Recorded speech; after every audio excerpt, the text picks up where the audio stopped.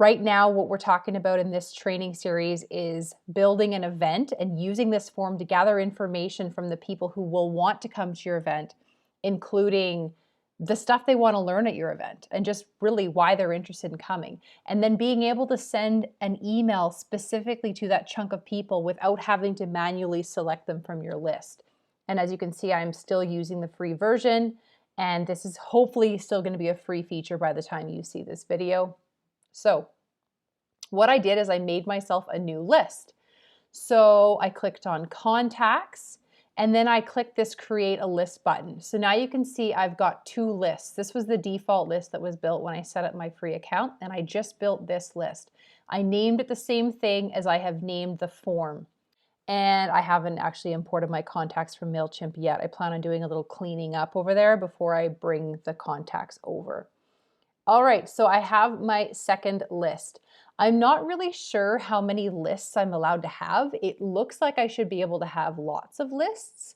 Now I'm going to go back into that form that I created in the last video by clicking on Tools and then Forms, and I'm actually going to edit it. So this is the event interest form.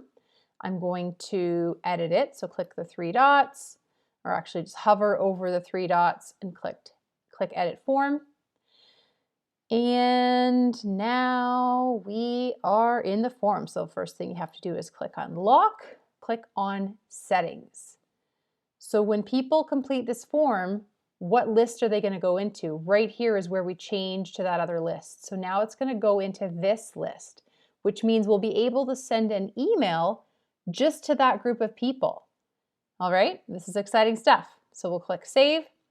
Okay, a couple things before we wrap up that I want to show you back here in the form builder. You can actually change the text on these input boxes, and you can also make them mandatory. How you do that is you click on, I'm not sure why this box is so long, I'm going to shorten it up there. So for example, you can see I'm clicking on the first name box, and then over here under layout, I can change that. I don't want to because I'm happy with the first name.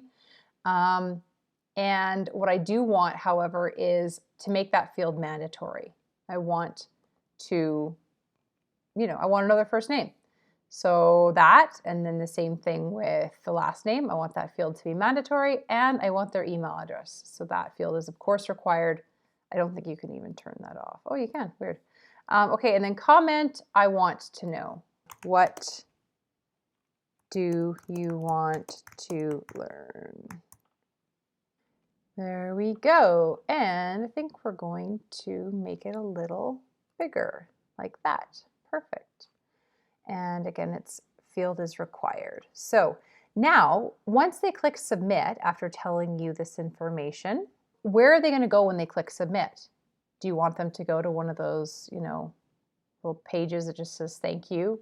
Or do you want to send them to your website, to a custom thank you page? I would think you would want the latter. So here's how to do it. You're going to click on Settings up here on the top right.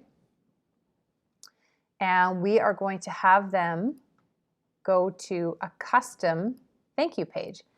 For example, /thank you. Now this is a page that you would build on your website. Let's remove the G there. And then they will see a thank you page. So for example, the thank you page that I have looks like this. This is for, this is a page that I built a while ago for the Leadership and Marketing Conference. Now, a video of you saying, thank you for telling me a little bit about what you want to have happen in this workshop, or what you want me to include in this free training I'm going to be providing you soon. Some little video that you can put on YouTube. You can put it up there as unlisted. I would make it public, honestly. Yeah, that's a really great thank you page to build, and it's quick and easy. So then we'll save that. And then again, you're going to publish, and I think we're good. And then you're going to click on GetResponse will host my form, and this is the link for your opt-in form. Please comment below this video if you find it helpful. Tell us a little bit in that comment about your business and what you're hoping to achieve with using these strategies, so that hopefully you can grow your community using the comments below this YouTube video. All right, bye for now.